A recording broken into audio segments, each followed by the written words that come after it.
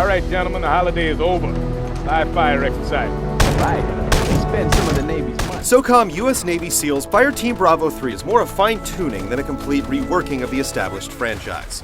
This third entry focuses on the same core gameplay mechanics, though it manages to squeeze in 4-player co-op and a few new multiplayer modes.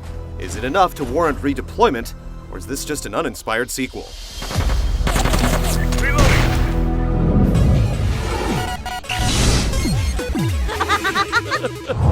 Hostile eliminated.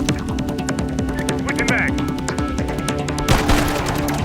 Fireteam Bravo 3's textbook treatment of a modern-day war-torn world isn't anything spectacular, but then again, you aren't playing it for the story. All you need to know is that an evil scumbag with weapons of mass destruction has caught the U.S. Navy SEALs' attention. As you can guess, the bare-bones plot exists solely to fill out the sea of cronies you'll mow through. A decent pace coupled with polished voice acting lend enough to the minimalist plot that you'll forgive Bravo Team 3's shortcomings. You may not remember the main characters once you're done, but the story serves its purpose, to propel you through the experience. What are you doing here? Untie me and I'll tell you all about it.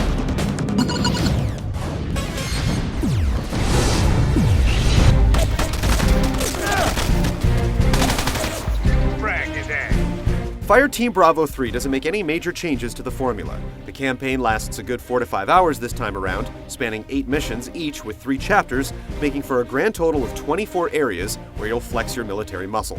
From the moment you suit up and hit the ground running, you'll continually follow fixed pathways as you progress from point to point. Dreary buildings, abandoned warehouses, and snow-filled environments are just a few of the locales you'll visit, though the game hardly utilizes the surroundings in interesting or creative ways. They're more just big obstacles standing between you and the opposition. The environments only truly come alive during 4-player co-op missions, with the human element allowing the campaign to move at a brisker pace. Its multiplayer implementation stretches Fireteam Bravo 3's replayability considerably. Wireless multiplayer features a slew of modes, including Team Deathmatch, Free-for-All, and Demolition. New this year is a variant on Capture the Flag and a VIP mode. The lobbies are accessible, the wait times are minimal, and once you get into a game, the action is fast-paced and great in small bursts. Perfect for a handheld shooter.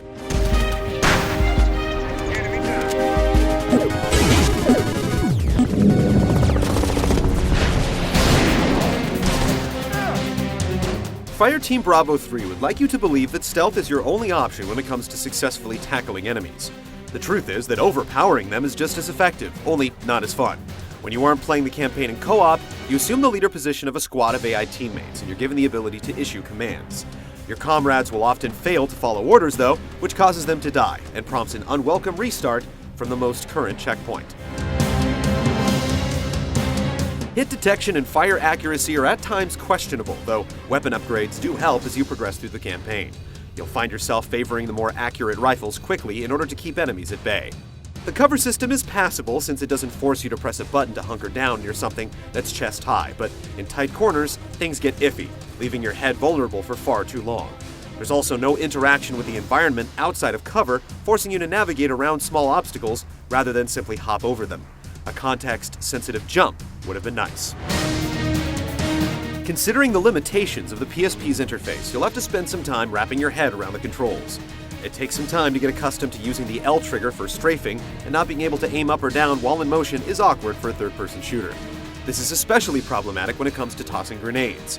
Unless you're locking onto a target in plain view, you have to stop moving, swap out your primary weapon, zoom in on your target, take aim, and finally throw.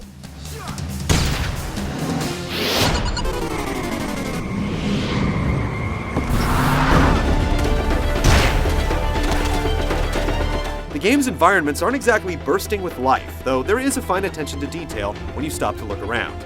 The character model's facial expressions convey a slew of emotions, bullets spray convincingly off of water, explosions ignite with convincing force, and the draw distance allows you to pick off enemies from afar. Each of the various gun types offer distinct sounds. Rifles echo loudly and alert the enemy to your presence, whereas silence attachments whisper discreetly. The voice acting is also top-notch. Toro's the best weapons man I've seen in a long time. He'll hold up. What about your guy? About goddamn time you showed up. Fireteam Bravo 3 reminds us that the PSP is still capable of a fun and engaging third-person shooter. If you can deal with the controls and don't mind the no-frills level design, you'll find a game worth spending time with, especially with friends.